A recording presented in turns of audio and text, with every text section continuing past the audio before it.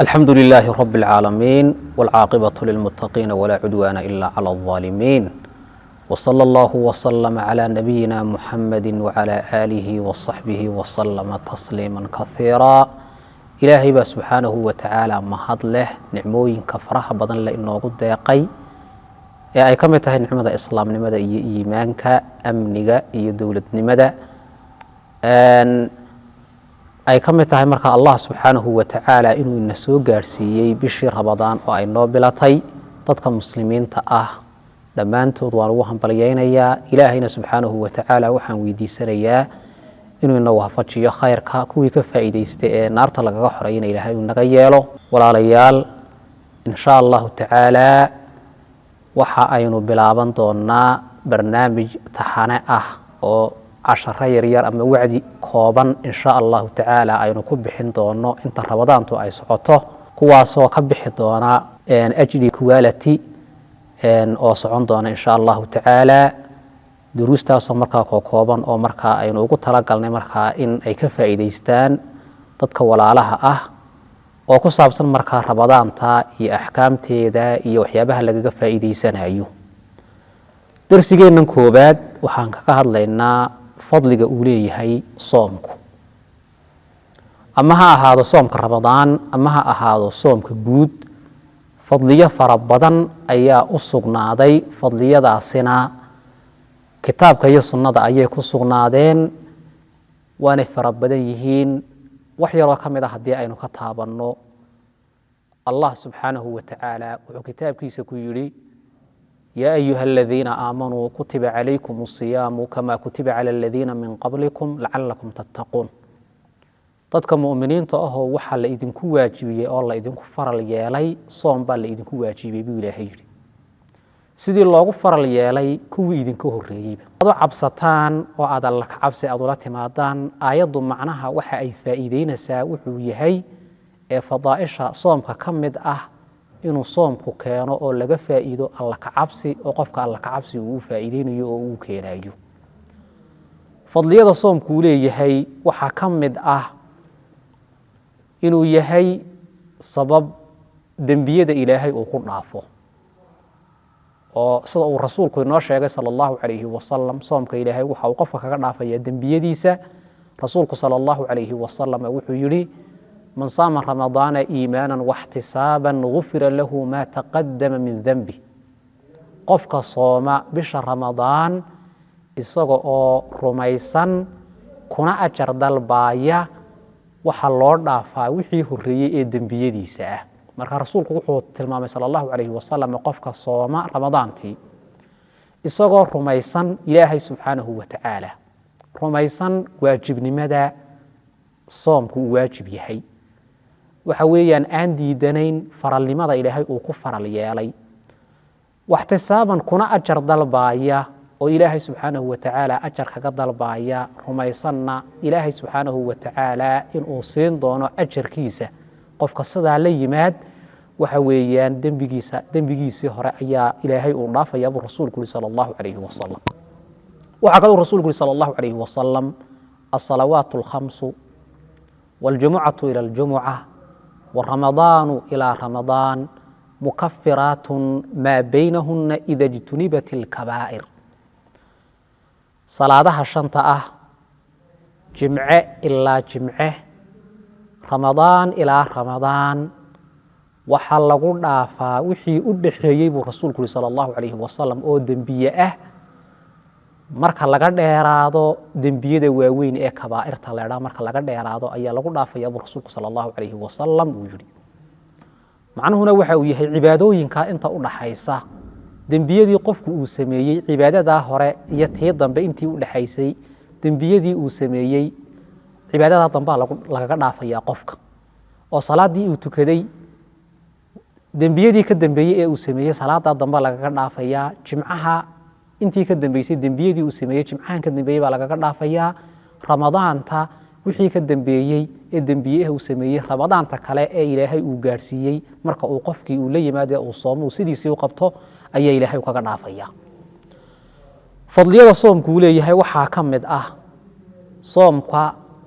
fadligiisa iyo ajarka ilaahay uu bixinayo ee qofka uu ku siinayaa waa mid aan xadidnayn oo aan tiro lahayn acmaasha kale libinlaabka ajarka ilaahay qofka uu libinlaabayo waa la tilmaamay hase yeeshee soomku waxa uu ahaaday mid aanu fadligiisa iyo ajarkiisu aanu xadidnayn rasuulku sala allahu calayhi wasalam xadiid bukhaari iyo muslim ay soo saareen min xadiidi abi hurayra waxa uu yidhi xadiid alqudsi weeyaan qaala allahu tacaala kullu camal ibni aadama lahu ila sawm camal dhammaantii ina aadam isaga ayaa iska leh soomka mooyaane fainahu lii wa ana ajzii bihi soomka anigaa iskale buu ilaahay yidhi anigaana ka abaalmarinaya wasiyaamu junnatun soomku waa gaashaan buu rasuulku yihi sala allahu calayhi wasalam faida kaana yowmu sawmi axadikum marka uu xasilo ee uu ahaado markaa ama uu dhaco maalinka soomka midkiin falaa yarfud walaa yaskhab yaanu xumaan la iman jimaac yaanu la iman fain saabahu axadu aw qaatalahu falyaqul inii saa'im haddii qof uu caayo ama uu la dagaalamo ha yidhaahdo markaa waan soomanahay waaladii nafsu muxamadin biyadihi lakhaluufu fami saa'imi atyabu cinda allahi min riixi lmisk rasuulku sala allahu calayhi wasalam wuxuu yidhi waxaan ku dhaartay allaha nafta waxa weeyaan muxamed ay gacantiisa ku jirtee loonka ama midabka ama waxa weeye urta ku samaysmaysa afka qofka sooman ayaa waxay ka udgoon tahay ilaahay agtiisa miskiga urtiisa ayay ka udgoon tahay lisaa'imi farxataani yafraxuhumaa qofkii soomanaa waxa uu leeyahay laba farxadood oo uu farxi doono idaa aftara farixa bifitrihi wa idaa laqiya rabbahu farixa bisawmih marka uu afuro wuxuu ku farxayaa afurkiisa marka uu rabbigii la kulmana wuxuu ku farxi doonaa soomkiisa xadiidka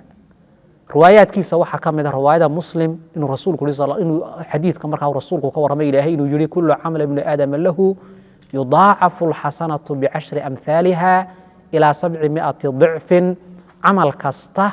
ina aadam ayaa iska leh waana loo libin laabayaa xasanadiina waxay u dhigantaa 10 laab oo 10 jeer baa loo laabaya libin laabyo badan ilaa 700 oo libin laab qaala allahu tacaala ila sawma fainahu lii wa ana ajzi bihi soomka mooyaane isaga anigaa iskale buu ilaahay yidhi anaana ka abaalmarinaya yadacu shahwatahu wa طacaamahu min ajli shahwadiisii iyo cuntadiisii wuxuu uga tegey aniga dartay xadiidkaasi walaalayaal waa xadiid cadiim ahoo weyn faa'iidooyin badanna way ku jiraan rasuulku inoo sheegay faa'iidada koobaad ee ku jirtaa waxa ay tahay soomka ilaahay isaga ayaa isku gaar yeelay oo naftiisa ayuu u gaar yeelay acmaashii kale sokadeed sharafta uu leeyahay jacaylka ilaahay uu jecel yahay awgeed muuqashada ay muuqanayso markaa ikhlaaska uu qofku ilaahay dartii uu camalkan u qabanayo waayo soomku waxa dha waa acmaasha riyaaga iyo istusnimadu aanay gelin oo waxa weeyaan qofka waxa weeyaan isaga iyo ilaahay uu is og yihiin qofku haddii uu sooman yahay oo waxa weeyaan ama qofku uu iska dhigo mid sooman oo haddana uu meel hoose wax ku soo cuno waa mid ilaahay uu garanayo qofka markaa soomay ee wixii ka xaaraanta ahaa ee soomka ka jebinayay ka tegey iyada oo la arkay iyadoon la arkaynba waxay tilmaamaysaa markaa wanaagiisa qofkaasi ayay tilmaamaysaa sidaa awgeed baa waxaa muuqanaysa in uu yahay markaa soomku mid ilaahay uu isu gaar yeelay sharaftiisa iyo weynida uu weeyahay awgeed isla markaana acmaashii kale